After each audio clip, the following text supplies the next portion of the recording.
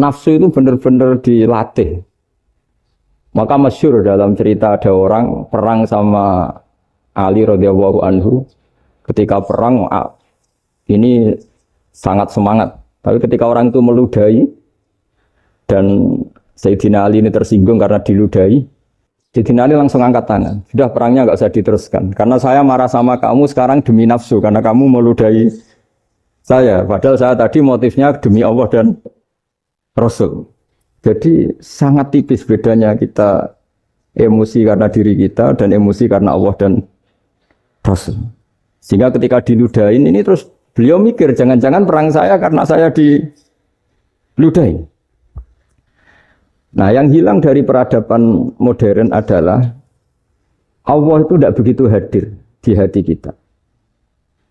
Saya sering cerita di mana-mana teks hadis itu sebenarnya berbunyi gini, ini hadis sahih. Mangka na yu'minu billahi wal yaumil akhir fal yukrim jarohu. Ada yang fal yukrim jarohu doifahu, ada yang fal yakul khairan aw liyasmut. Siapa yang iman dengan Allah dan Rasul maka harus memuliakan tetangganya, memuliakan tamunya. Dulu itu ada seorang ulama dipanggil anak muda, dibully dari sekarang. Wahai kiai, datang ke rumah saya. Datang kiai itu. Setelah sampai ke rumah orang itu, silakan kiai kembali ke rumahnya. Saya tidak butuh kiai. Kiai itu dengan riang kembali. Setelah di rumah dipanggil lagi. Pak Yai, silakan datang ke rumah saya. Datang lagi. Ya senyum-senyum kiainya santai. Wah nggak jadi butuh Pak Yai. Silakan kembali lagi. Sampai 3 kali. Oh itu kalau rektor digitukan marah itu. Dosen marah. Kiainya santai. Santai senyum-senyum rileks. Ketika ditanya, kenapa Pak Yai tidak tersinggung? Jawabannya unik. Anak muda, saya ini senang sekali nuruti perintah Allah, disuruh menghormati tetangga. Sehingga ketika Anda manggil, ya saya datang. Ketika Anda nyuruh pulang, ya saya pulang. Saya senang sekali nyenangkan tonggo. Dan itu perintah Allah, jadi tidak ada hubungannya dengan kamu. Wah, pemudanya nangis minta dimaafin. Kalau kita kan enggak, kita ini dosen, kiai, mungkin kita doktor, mungkin kita profesor. Tapi kita ini sering didikte oleh orang bodoh. Kalau orang bodoh itu jengkel, lo kita ya jengkel. Lo kamu jengkel, dijengkelkan orang bodoh itu namanya terdikte. Itu bodoh apa pinter? Oh itu tidak pinter sama sekali. Kalau betul-betul kamu pinter, hanya bisa didikte oleh Allah Subhanahu wa Ta'ala. Jadi antara hukum Allah apa? Wa ahsin man asa'a ilaika. Berbuatlah baik sama orang yang berbuat buruk sama Anda. Itu dikteannya Allah. Kalau dikteannya orang-orang bodoh kayak dimangkel ben mangkel, terus kamu mangkel. Itu bodoh apa pinter? Nah, problem kita kekinian adalah wong pinter, wong bodoh itu bodoh-bodoh bisa didikte oleh sekelilingnya. Terus karuan wataknya perempuan seperti itu, wataknya anak-anak seperti itu, kita didikte. Anak-anak jengkelin kita mangkel, berarti kita didikte oleh orang bodoh. Makanya agama itu unik, kadang ngendikan wa ahsin man asa'a ilaika, kadang wasil man qata'aka, sambunglah orang yang memutus kamu. Karena dengan demikian kita hanya didikte oleh Allah Subhanahu wa Ta'ala, bukan didikte oleh hukum sosial. Cara Jawane nak ngapiki tangga sing apik akeh tunggale. Berbuat baik sama yang berbuat baik pada kita itu mbok orang fasik ya seperti itu, maling ya seperti itu, sama. Tapi kalau berbuat baik sama orang yang berbuat jelek sama kamu itu baru luar biasa. Dan memang teksnya hadis wa ahsin man asa'a ilaika. Berbuat baiklah sama orang berbuat buruk sama kamu. Jadi enggak boleh orang didikte. Makanya ngaji di sini diantaranya saya akan cerita dalam sebuah hadis sahih, dalam hadis hasan yang diriwayatkan Imam Tirmidzi ada kalimat dari Rasulullah SAW. Dawe Nabi, la takunu imma'atan, taquluna in ahsanan nasu ahsanna, wa in zolamu zolamna. Walakin watti'u anfusakum in ahsanan nasu antuhsinu, wa in asa'u Allah tazlimu. Kamu jangan jadi orang yang mudah diombang-ambingkan oleh orang sekeliling kamu. Yaitu kamu mengatakan, jika orang baik ke saya akan baik, jika orang buruk ke saya juga akan membalas buruk. Itu namanya Anda didikte. Tapi berkomitmenlah kamu akan berbuat baik meskipun orang lain berbuat buruk. Nah sekarang logika sosialnya begini. Kalau di Indonesia itu ada 1000 kiai, ada 1000 profesor yang ingin membenahi Indonesia. Rata-rata orang awam itu semau gue. Terus mereka mendikte kita. perilakunya nggak simpatik, perilakunya jengkelin. Terus 1000 profesor ini ikut jengkel. Itu kira-kira jadi solusi apa goblok bareng? Sama 1000 kiai ini ikut jengkel. Ini jadi solusi apa goblok bareng? Goblok bareng. Nah problem sekarang kita ini biasa didikte orang bodoh. Nah makanya ciri khas orang muslim itu kata Nabi mangkana yu'minu billahi wal yaumil akhir.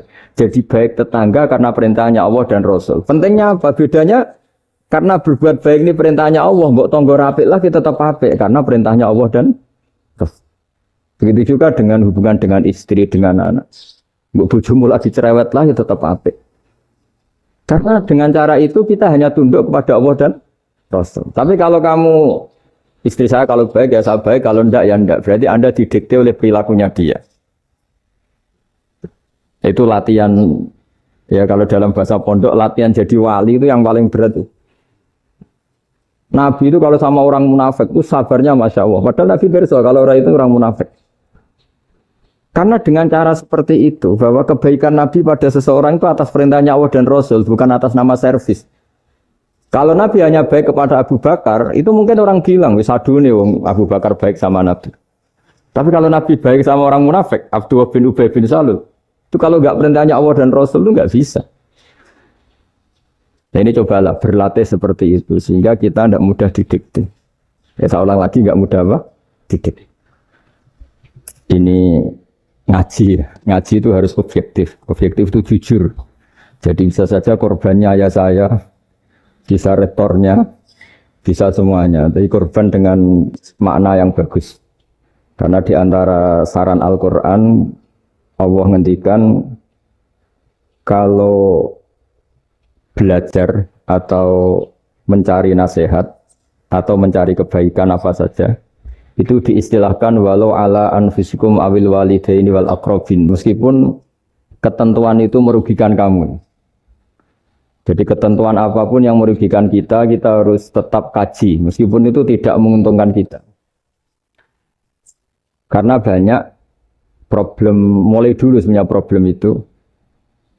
Orang yang wakam da'in yadda'i annahu da'a ilallah, tapi hakikatnya yad'u ila nafsih. Jadi banyak da'i yang mengklaim dirinya mengajak ke Allah dan Rasul, tapi sebetulnya hakikatnya mengajak ke kelompoknya sendiri.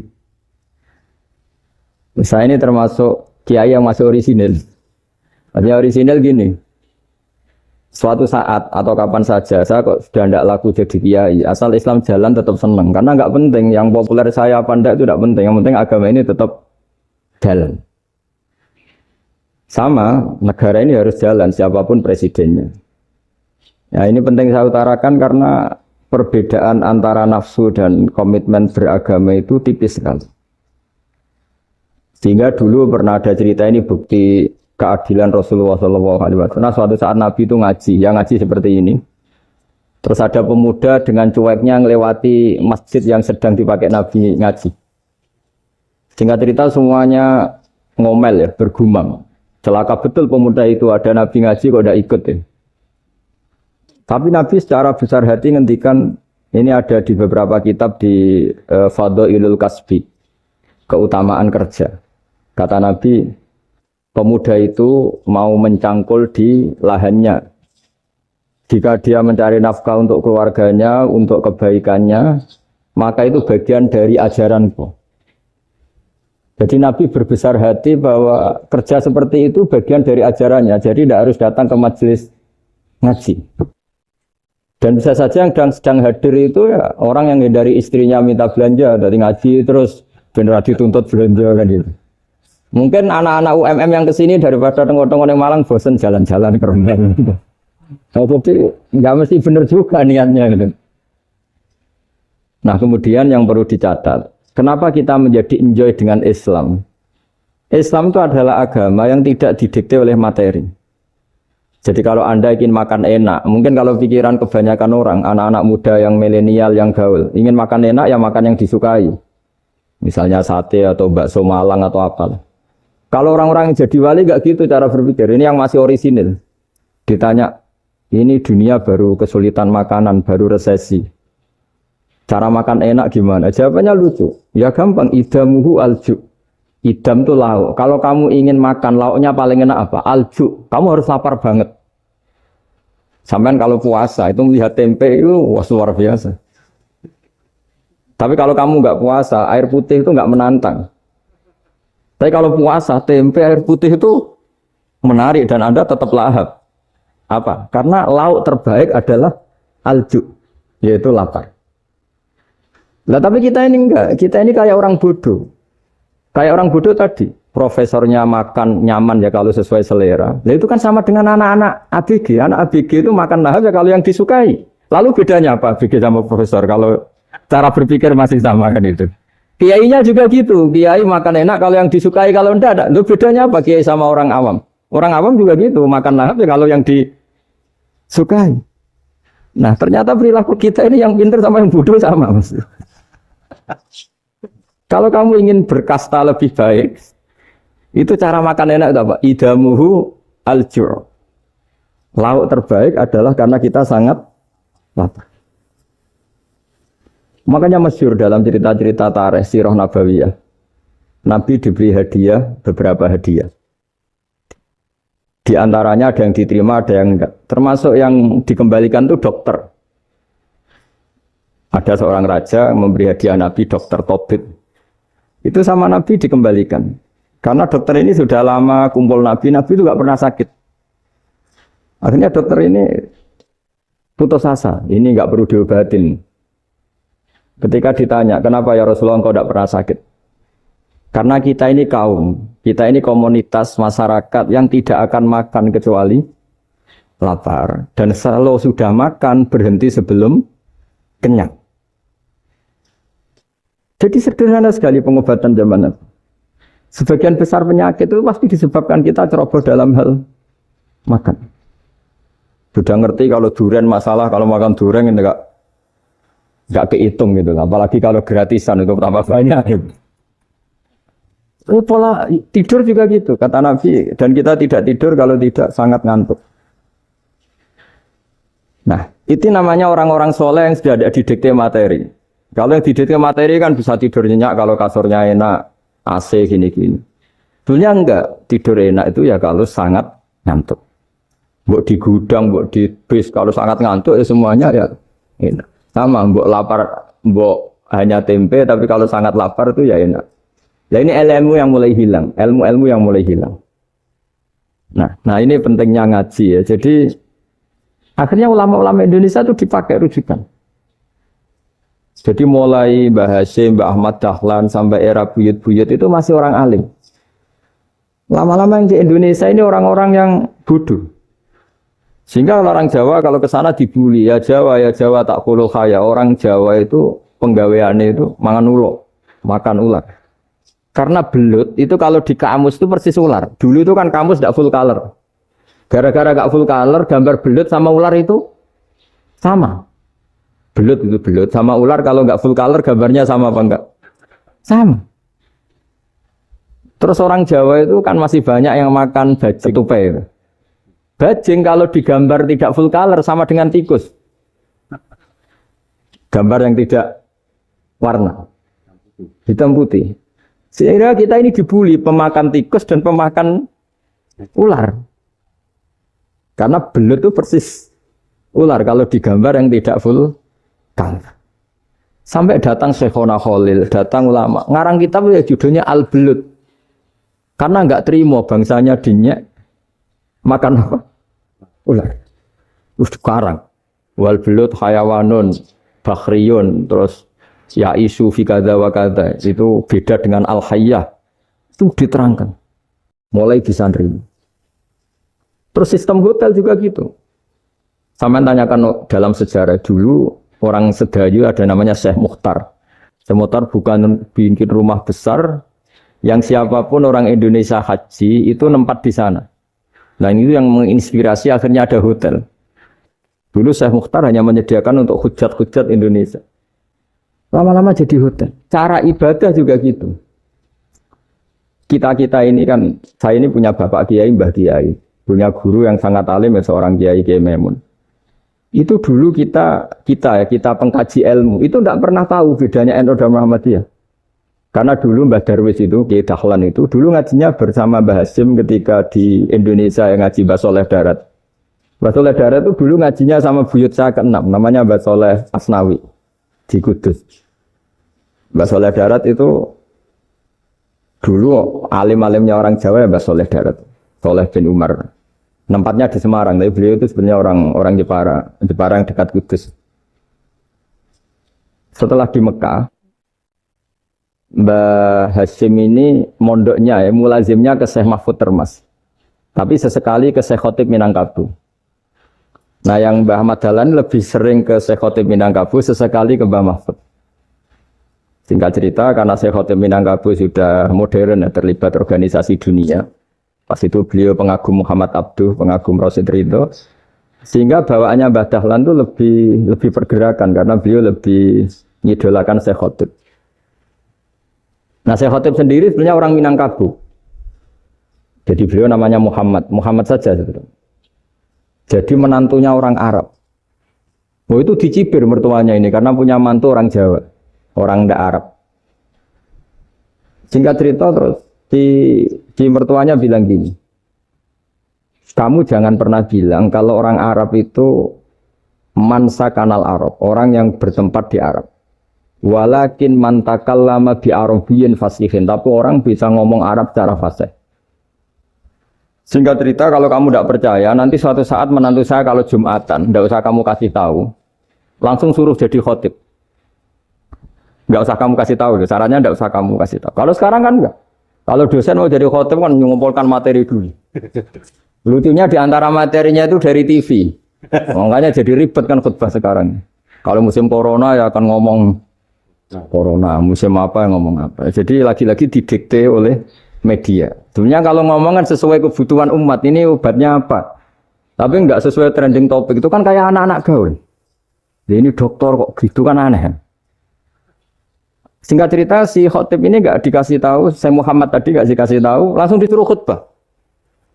Fatakallama bikalamin fasihin. Dia ngomong fasih sekali. Bahkan ngalah-ngalahi fasihnya orang Arab asli. Semenjak itu beliau dapat gelar Al-Khotib, orang yang cakap berpidato berkhutbah. Ya terus dia khotib Al-Minangkabau. Jadi orang Indonesia itu luar biasa. Dulu yang namanya orang Indonesia di Arab Saudi itu dihormati sekali. Karena yang ke sana itu pasti ulama. Sudah alim di Indonesia ke sana, termasuk Mbah Ahmad Dahlan. Mbah Hasyim dulu karena sama-sama muridnya Mbah Soleh Darat. Lama-lama yang ke sana itu TKI TKW itu ya mulai agak dibully. Dulu Syekh Nawawi di antara ijtihad yang dihormati itu beliau mengkritik nyuwun sewu orang yang kan orang biasanya normalnya kan muji orang mati syahid. Hebat orang mati syahid itu hebat gini. Oke, kita sepakat orang mati syahid itu hebat.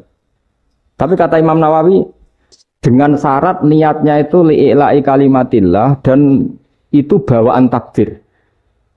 Saya ulang lagi itu bawaan takdir, harus mati di medan perang. Tapi tidak boleh seseorang ini niat perang tapi niatnya supaya syahid. Karena kalau begitu berarti dia berniat supaya menjadi maktulal kafir, orang yang dibunuh orang kafir. Kedua, dengan dia mati berarti pasukan Islam berkurang. Berarti dia ingin pasukan berkurang, hanya ambisinya dia ingin langsung ke surga. Misalnya pasukan orang Islam itu 10, orang kafir 10. Kalau kamu ingin syahid berarti mati 1 kan, tinggal 9 kan. Nah kalau yang seperti itu 10 kan mati semua. Gara-gara ingin syahid, akhirnya perangi rapati tenanan, benang mati, benang lebu. Kata Syekh Nawawi, ya enggak. Kalau kamu perang sama orang kafir, ya niat menang. Dengan niat menang ini, kamu ingin li'ila'i kalimatillah. Tapi kalau kamu ingin syahid, berarti kamu menuruti keinginan nafsu kamu yang cepat masuk surga. Itu orang Arab kagumnya bukan main. Karena di mana-mana orang itu dinilai dari niatnya. Paham ini ya? Tapi perang loh ya, dalam kondisi perang, bukan teroris. Perang itu artinya orang kafir yang ingin bunuh kita, itu perang namanya apa? Perang. Dulu orang cerita syahid itu hanya pokoknya syahid itu hebat, pokoknya syahid itu hebat. Syahid di medan perang itu hebat, pokoknya syahid di medan perang hebat. Tapi ketika Syekh Nawawi memberi penjelasan ilmiah, Jika kamu perang ingin cepat mati, ingin cepat syahid, artinya ini untuk pemenuhan diri kamu karena kamu bayangkan langsung masuk surga. Kamu lupa bahwa dengan kamu dibunuh kekuatan Islam berkurang. Akhirnya beliau memberi penjelasan. Syahid itu bagus, itu sebagai takdir. Hanya takdir itu kita perang yang ingin menang, tapi takdirnya mati. Jangan dibalik. Oleh perang rapati tenanan, benang mati, namun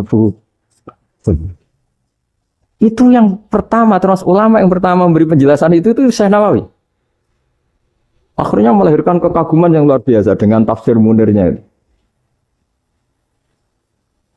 Terus beliau itu orang yang rileks kalau menjelaskan ilmu. Ini ya juga guru-gurunya Mbah Hasyim, Mbah Guru sama Mbah Hasyim, sama Mbah Ahmad Dahlan Syekh Nawawi. Jadi dulu yang alim di Arab itu ada Syekh Nawawi, ada Syekh Khotib Minangkabau, ada Syekh Bakir Jogja, ada Syekh Mahfud Termas. Itu orang Indonesia banyak sekali yang alim. Bahkan di antaranya yang dikagumi Al-Azhar itu juga orang Indonesia, nama Syekh Abdul Manan, itu mbahnya Syekh Mahfud Termas. Itu pertama ada duta besar Indonesia di Mesir, itu termasuk barokahnya Mbak Abdul Manan tadi, itu juga orang Indonesia. Jadi pemahaman ulama Indonesia itu khas, termasuk ketika memaknai apa?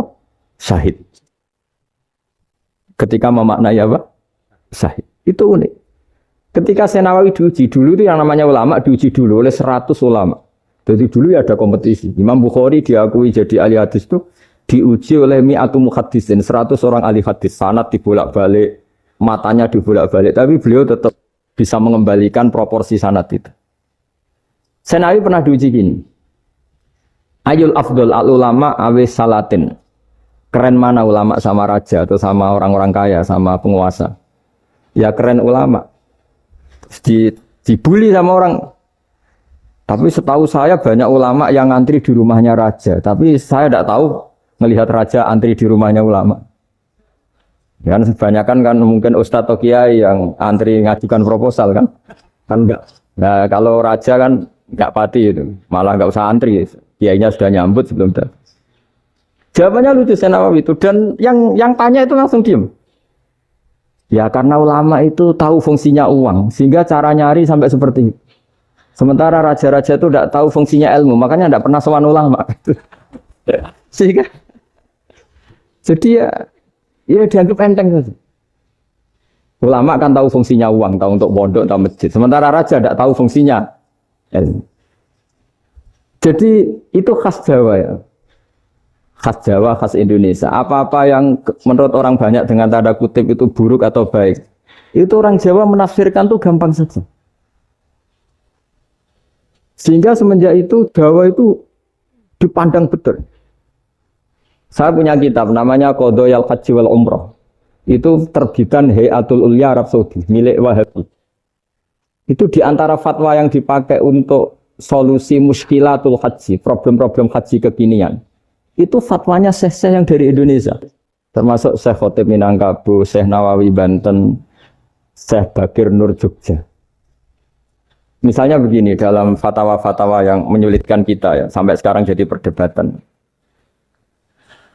Ketika Safa dan Marwah itu dengan batas tertentu, saya ulang lagi dengan batas tertentu, mau tidak mau atas nama kebutuhan, itu kan butuh perluasan. Karena kalau naik turun itu mudah disepakati ulama. Jadi misalnya gini ya, saya punya tanah seluas ini. Pasti orang akan mengatakan sampai bawah ya tanah saya, sampai atas tanah saya. Itu mujma' alaih, itu disepakati. Sehingga Nabi ngendikan al-Ka'bah min tuhumil ardi ilas sama Ka'badun. Ka'bah sampai ujung bumi, sampai ke aras semuanya Ka'bah. Sehingga ada perdebatan ulama ketika Masjid Haram di tingkat, kemudian yang di atas sholat. Tetap dia menghadap Ka'bah. Tidak harus dulu melihat di bawah, enggak. Karena Ka'bah sampai langit. Sama, tanah Anda kamu tingkat sampai 10, enggak ada tetangga protes. Karena bawah sampai atas tanah Anda. Tapi kalau diperluas, tanah Anda kamu luaskan setengah meter saja atau 3 cm saja, iso geger mbek tonggo. Karena di mana-mana batas itu ya tadi. Kalau atas bawah miliknya, kalau samping enggak. Pertanyaannya, perluasan Mina itu ke samping. Perluasannya matof, yang mas'ah itu juga ke samping. Geger kan ulama dunia.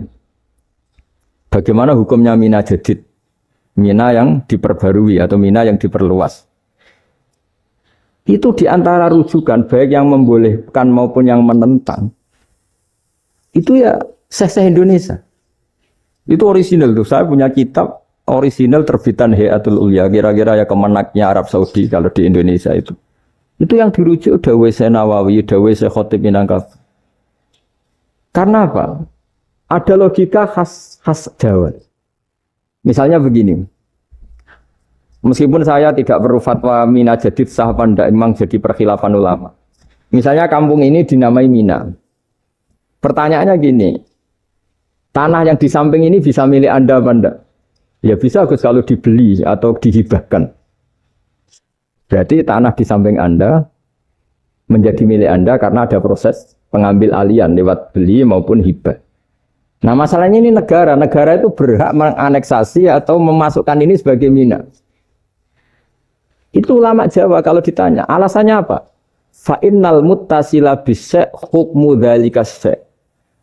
Karena yang gantet, yang mutasil itu bisa dihukumi seperti sesuatu itu. Jadi kalau ini mina, ya yang gantet mina ini ya bisa dikatakan mina. Beda dengan membuat mina, malang mina, wah itu tidak bisa, ada mutasil kan. Itu enteng sekali ulama Jawa. Satu ya tentu karena kebutuhan, tapi asal masih al-muttasilu bihi, yang masih tanah yang masih mutasil. Nah ketika perluasan mas'ah antara sofa dan marwah kan misalnya ini batas luasnya sofa, ini batas luasnya marwah. Lalu atas nama kebutuhan, sofa marwah itu sampai sini. Sampai agak meluas ke sini. Itu geger Arab Saudi. Wah ini gimana. Padahal tawaf itu harus antara gunung sofa dan gunung marwah. Sa'i itu ya. Tapi kalau istilah Quran memang tawaf sama-sama. Makanya apa? Inna sofa al-marwata min sa'airillah faman hajjal beta wi'atamaro fala junaha alaihi ayat tawafati. Nah, jadi kalau istilah sa'i di Quran itu masih tawaf. Karena harus ada, kalau bisa lah, bukan harus. Kalau bisa memang harus ada unsur muternya.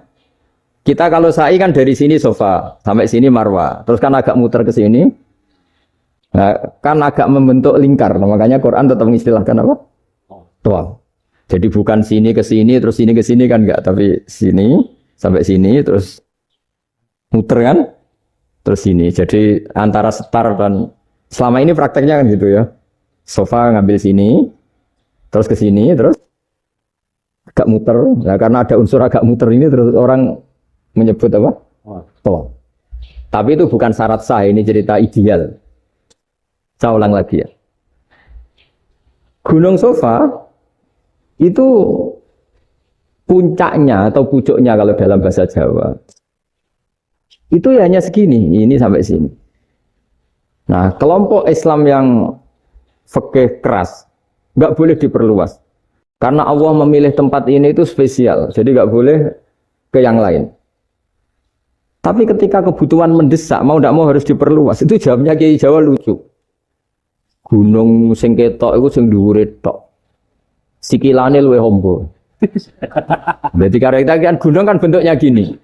Nah, sofa yang kecil itu yang atasnya, tapi sikilannya sini kakinya lebih luas. Jadi boleh perluasan asal tidak melebihi kakinya. Ya dihitung ya lebih luas. Jadi Kiai Jawa itu kayak wong delok gunung Penanggungan, kayak gunung Arjuna. Di mana-mana puncak gunung itu lebih kecil timbang kakinya. Artinya diperluas ini bukan berarti tidak di sofa dan tidak di itu khas Kiai Jawa. Jadi jangan kira orang Jawa itu udah hebat-hebat sekali. Termasuk perkembangan hotel di Arab Saudi. Itu dulu sebelum ada hotel. Buyut saya kelima atau keenam dulu haji namanya Badur Rahman. Itu kalau mau ingin apa ya? Menghindari terik matahari itu masuk gua. Itu masuk gua itu hanya separuh badan, kakinya di luar. Jadi jangan bayangkan kalau gua di Indonesia kayak gua Akbar di Tuban orang bisa masuk jalan-jalan, enggak. Gua di Arab tuh kayak cepitan batu tidak sampai masuk. Sehingga kepalanya dimasukkan, kakinya masih kena matahari. Saking panasnya Arab Saudi. Sehingga dalam bayangan hijrah ketika Nabi bersembunyi di gua apa? Sur, itu kata Abu Bakar, kalau orang kafir melihat kakinya pasti melihat kita karena nggak bisa masuk penuh. Jadi orang itu mau dempes tok. Sehingga ya kira-kira luasnya gua paling segini. Makanya guyonannya kiai-kiai itu untung nggak kayak gua Indonesia. Kalau kayak gua Indonesia laba-labanya capek karena luas kan. Jadi jangan bayangkan gua Arab tuh kayak gua Indonesia. Makanya bayangannya, andai kan orang tuh melihat ke bawah, pasti melihat kita. Karena orangnya tidak bisa masuk penuh. Nggak bisa masuk 100%. Ya kayak cepitan batu lah mirip. Itu kan mirip Gunung Uhud. Gunung Uhud, kata Rasulullah, nanti kalau kamu perang, itu di atas. Menang atau kalah di atas. Musuh biar di bawah. Dengan di atas kamu bisa mana? Jangan bayangkan kayak Gunung Merapi, kayak Gunung Penanggungan. Lah kalau Gunung Penanggungan mana ke bawah yang layang kan? Jadi gunung di Arab itu kayak bukit. Ya sampean pernah kan ke Uhud itu ya sama ini aja tinggi ini kan? Nah ini yang ada mulai ada mis. Makanya nerjemah itu susah di Indonesia. Karena jabal itu udah harus tinggi. Kalau tinggi nggak bisa mana dari atas ke bawah kan nggak ngefek kan? Sampean kalau ke Uhud gunungnya pendek sekali sehingga yang mana dari atas ke bawah ya kalau kena musuh ya celaka karena memang dekat. Ya kalau gunung Indonesia mana dari atas ke bawah yang layang nggak ngefek. Nah itu susahnya nerjemah bahasa Arab ke kita. Jadi apa ya? Transkrip itu nggak gampang karena ada pengertian yang beda. Kita kalau bilang gunung itu tinggi sekali. Sampai banyak mahasiswa tersesat ya saking tingginya. Kalau orang naik Uhud nggak akan tersesat, wong ketok dari bawah itu. Nggak mau saya mau cerita. Kata Mbah Mun sering cerita. Kenapa wa ma arsalnaka illa rahmatan lil alamin, kata Mbah Mun. Allah itu pasti bikin ulama yang tidak produk Arab itu pasti ada. Kalau orang Arab jadi ulama wajar, bahasanya Arab, domisilinya di Arab. Tapi Allah akan selalu bikin ulama yang tidak bangsa Arab. Imam Ghazali itu Tus itu Persia. Imam Bukhari itu kira-kira kalau sekarang ikut Uzbek. Ya, Imam Bukhari itu kalau negara sekarang ikut mana? Uzbek. Kenapa demikian kata Mbah Mun? Karena Allah sudah ngendikan wa ma arsalnaka illa kafatan linnas. Manusia semua ini kena khitabnya Islam. Kalau tidak ada ulama yang dari berbagai negara, kesannya Islam itu hanya milik orang Arab Saudi. Makanya Allah selalu bikin ulama-ulama yang bahkan tidak Arab. Termasuk Imamul Muhaddisin, yaitu Imam Bukhari, itu orang Uzbek. Orang Rusia lah kalau sekarang ikut Uni Soviet dulu. Imam Ghazali itu orang Persia. Syekh Nawawi itu orang Banten.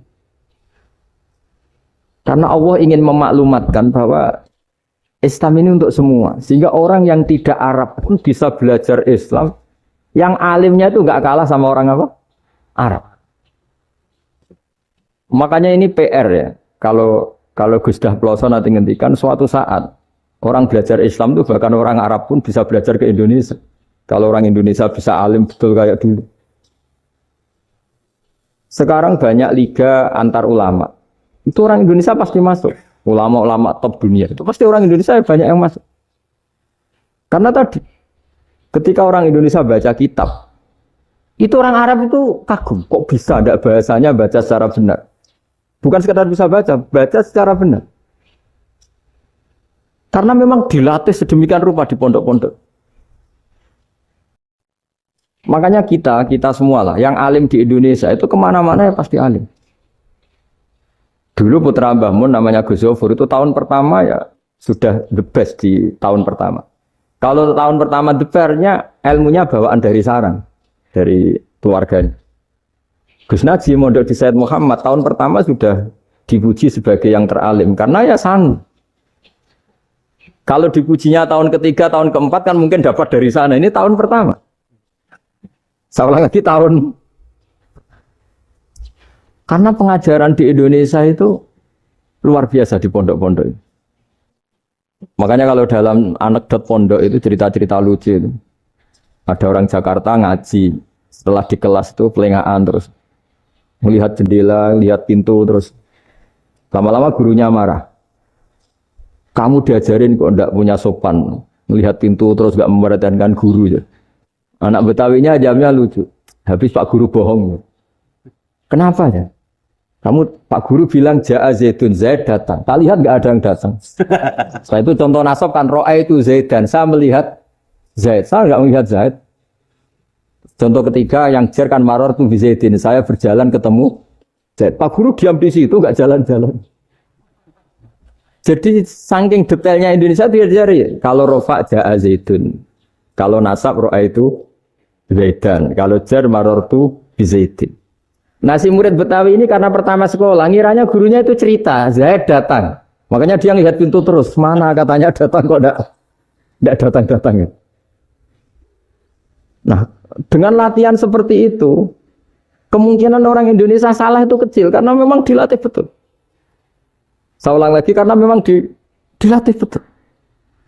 Sehingga ketika orang Indonesia ini yang cerita seorang wartawan, ini kisah nyata. Kalau ini tidak anekdot, kisah nyata.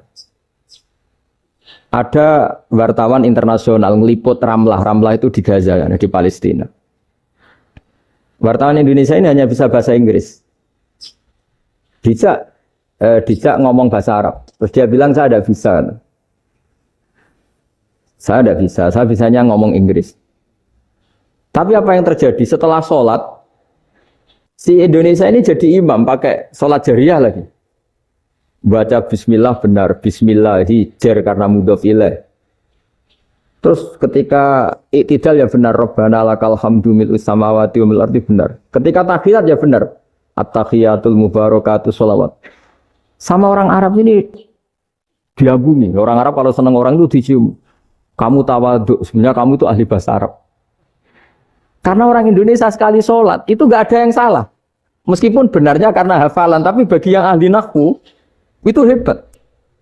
Misalnya kita kalau menghafalkan kan, Bismillahi, Bismi jar karena ba, Allahi jar karena mudhof ilaih, Ar-Rahmani jar karena sifat, Ar-Rahimi karena sifat.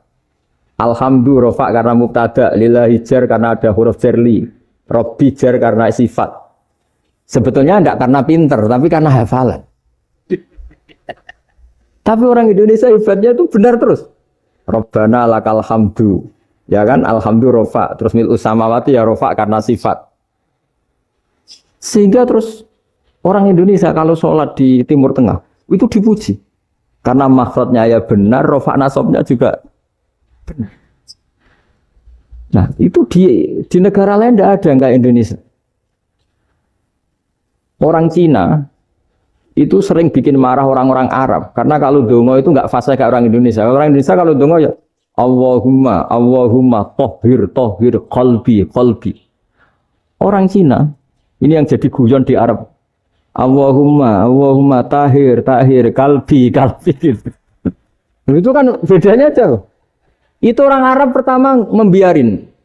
Lama-lama kalbun entak gitu. Maksudnya asu-asumu gitu. Karena dia bilangnya qaf itu kaf. Jadi kalau Allahumma da'wa tohir. Kalau aturi nyucekno panjenengan kalbi ing asu ingsun kan. Tapi kalau qalbi itu ati ingsun. Tapi kalau kalbi anjing ingsun. Bedanya qaf sama kaf. Ana arane kalbun entak. Asu-asumu. Maksudnya kan. Tapi padahal orang Cina itu bareng dilihat teksnya ya pakai qaf. Orang Indonesia enggak, mulai kecil dilatih, sak fase-fase. Sampai yo sulit betul latihan Fatihah itu. Kalau di Kudus malah sampai 3 bulan Fatihah itu. Sampai at-tahiyyatu, kurang bersih. At-tahiyyatu sampai ada cerita itu orang dipanggil maftuhin itu enggak melengak, harus maftuhin. Baru melengak. Tapi barokahnya itu, orang Indonesia kalau dongo memang benar-benar Allahumma tohir qalbi. Ya Allah sucikan hati kami, bukan tahir qalbi. Karena sekali jadi kaf itu maknanya anjing saya. Ya Allah sucikan anjing. Jadi ini orang Indonesia. Jadi kata Mbah Mun, dawe Mbah Mun, illaka fatal linnas, bahwa agama ini milik semuanya. Itu diantara bukti Allah menghendaki atau mendesain Islam seperti ini. orang yang belajar di Indonesia itu pengetahuannya Islam, pengetahuannya tentang Islam itu tidak kalah sama yang belajar di Al-Azhar, sama yang belajar di Arab Saudi. Makanya ini PR-nya UMM, PR-nya IAIN, PR-nya UIN. Bisa enggak sealim mereka dalam bahasa Arab? Nah, bahasa Arabnya mau man anta, ana zaidun. Jangan sampai, karena kita di sana ini kadang dibully. Orang Arab tuh kalau bully kita, sampai tak kasih cerita. Oh, itu ngawurnya Masya Allah. Kata dia, ada anak orang Indonesia haji. Si anaknya orang Indonesia dijotos sama anaknya orang Arab. Dijotos, dipukul. Singkat cerita terus si orang Indonesia enggak terima, anaknya yang orang Arab dipukul. Yang balas bapaknya. Orang Arab tanya, 5 ada dorobta ibni, kenapa kamu mukul anak saya? Itu orang Indonesia bahasa, wah anakku bisa. Jadi hanya bilang gitu. Artinya anak saya dihada ya maka tak ada. Arabnya gitu. Anak saya dipukul maka saya balas mukul. Itu orang Arab mantuk oh gitu. Paham?